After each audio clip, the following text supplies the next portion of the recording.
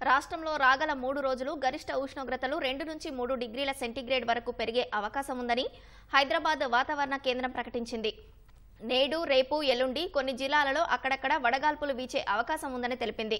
నేడు మంచిర్యాల, పెద్దపల్లి, జయశంకర్, భూపాల్పల్లి, ములుగు, భద్రాద్రి, కొత్తగూడెం, ఖమ్మం, సూర్యాపేట, మహబూబాబాద్ జిల్లాలతో పాటు రేపు కొమురంభీం, ఆసిఫాబాద్ జిల్లాలో వడగాల్పులు వీస్తాయని వెల్లడించింది.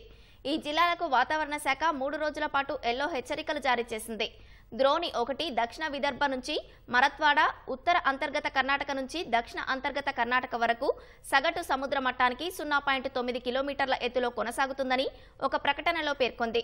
ద్రోణి మన్నార్ గల్ఫ్ నుంచి అంతర్గత తమిళనాడు, రాయలసీమ మీదుగా దక్షిణ తెలంగాణ వరకు సగటు సముద్ర మట్టానికి 1.5 కిలోమీటర్ల ఎత్తులో కొనసాగుతుందని చెప్పింది. నేడు, రేపు, ఎల్లుండి కొన్ని జిల్లాలలో తేలికపాటి నుంచి మోస్తారు వర్షాలు అక్కడక్కడ కురిసే అవకాశం ఉందని తెలిపింది.